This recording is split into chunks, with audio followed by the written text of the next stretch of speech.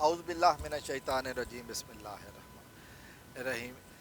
Election election election कब होंगे, और वो इलेक्शन लगता नहीं है कि इस साल हो पाए।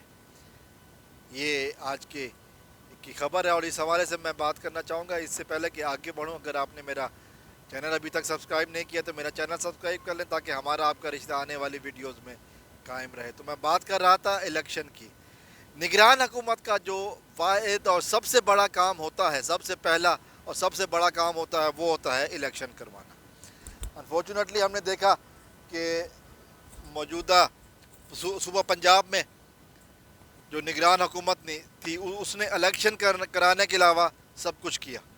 और किस तरह अभी काकड़ साहब के बारे में भी ये बातें सामने आ रही हैं। अनवारुल हक काकड़ साहब जो इस वक्त निगरान वज़ीर आज़म बन चुके हैं, अब तक जितने दिन हो गए हैं उनको, 4 दिन 5 दिन हो गए हैं, उन्होंने इकोनॉमी के हवाले से मीटिंग्स कर ली हैं, लेकिन इलेक्शन कमीशन से उनका कोई राब्ता नहीं है, कोई ताल्लुक़ नहीं बनाया उन्होंने, ना ही किसी किस्म की इलेक्शन के हवाले से बात की है। तो ये एक बड़ी खबर आई है कि जी अभी तक इकोनॉमी को ठीक करने के लगे हुए हैं। वो सब कुछ जो निगरान हुकूमत छोड़ के गई थी, हमने ये देख लिया कि किस तरह पेट्रोल की कीमतों में इजाफा हुआ, किस तरह महंगाई में बढ़े। अब वो क्रेडिट चूँकि निगरान हुकूमत के बजाय अब काकड़ साहब को जाएगा, लेकिन काकड़ साहब जो है ना, वो अभी तक इलेक्शन के हवाले से किसी भी किस्म की कोई प्रोग्रेस करने में नाकाम है। और उसके अलावा माफ़ कीजिएगा, जो पिछली हुकूमत के खुद साख्ता एजेंट जो अपोजिशन लीडर साहब थे, राजा रियाज साहब ने कहा कि जी इलेक्शन फरवरी को होंगे 15, और उन्होंने डेट भी दे दी है, और वो दी है 15 फरवरी। इलेक्शन की डेट दी है राजा रियाज ने। जबकि मुख्तलिफ टीवी के मुबाहिसों में हमने देखा है कि जो जिस तरह मुस्लिम लीग नून के राना तनवीर ने भी आकर कहा है कि जी वो मार्च से पहले इलेक्शन नहीं होंगे, और फिर ये कि इलेक्शन में पीटीआई नहीं होगी, पीटीआई के ऊपर पाबंदी लग चुकी होगी।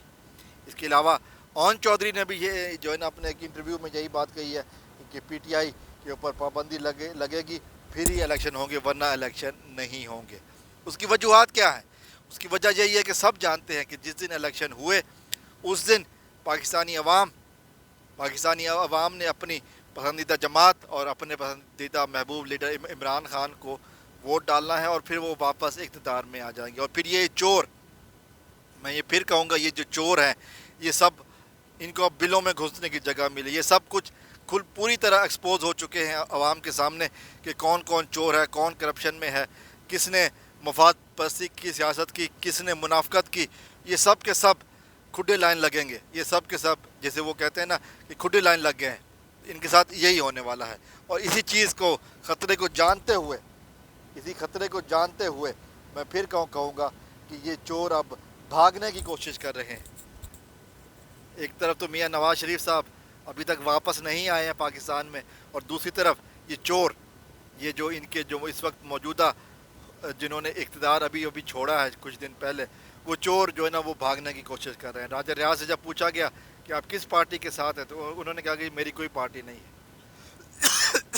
ये वो ग्रुप है जिसने तहरीक इंसाफ से बगावत की थी, और ये लोग शायद समझते हैं कि अवाम इनके साथ है। नूर आलम खान हो या राजा रियाज हो या इस तरह के और लोटे ग्रुप जो है ना, ये समझते हैं कि अवाम इनके साथ है, लेकिन ये ख्याली पुलाव में रहते हैं। अगर इनके साथ अवाम होती तो ये यकीनन इलेक्शन में जाते, ये यकीनन इलेक्शन डिले के बजाय वक्त पर कराने की बात करते, लेकिन ऐसा अभी तक हुआ नहीं, ऐसा होगा भी नहीं, क्योंकि ये जानते हैं कि जब भी ये हल्के में अवाम के लिए वोट मांगने निकलेंगे, इनको वोट नहीं पड़ेगा बल्कि इनको छितर पड़ेंगे।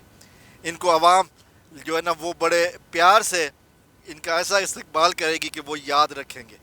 पता चलेगा कि गद्दारी का, अवाम के साथ धोखाधड़ी का मकसद क्या होता है, वजह क्या होती है, और उसका फिर जवाब क्या होता है। ये नाज़रीन का मैं इस हवाले से बात कर रहा था कि अभी इलेक्शन के हवाले से जो अनवारुल हक काकड़ साहब ने कोई पेशरफ्त नहीं की है, कोई वाज़ेह बात नहीं की है, बल्कि सिर्फ़ और सिर्फ धोखा दिया है। अभी तक खामोश है, और इन्होंने इकोनॉमी के हवाले से जो है ना वो अपनी कोशिशें शुरू कर दी हैं। तो ये साबित कर रहे हैं कि ये اکانومی کو ٹھیک کیے بغیر الیکشن کی طرف نہیں جائیں گے. نگران حکومت کا جو سب سے بڑا اور اہم کام ہوتا ہے الیکشن کروانا. اور ایک دفعہ پنجاب حکومت کو ہم نے دیکھ لیا کہ وہ کس طرح الیکشنز کے علاوہ انہوں نے سب کچھ کیا اور اپنی مدت بھی پوری ہو چکی ہے, لیکن وہ غیر قانونی طور پر اقتدار پر قائم ہے. اور شاید لگتا یہی ہے کہ جو کاکڑ صاحب ہیں وہ بھی اسی فارمولے پر چل رہے ہیں. اللہ تعالیٰ سے دعا ہے کہ اللہ تعالیٰ ملک دشمنوں کو اس ملک سے نیست و نابود فرمائے اور اقتدار عوام کے نمائندوں کے پاس آ جائے. والسلام علیکم ورحمۃ اللہ. پاکستان زندہ باد.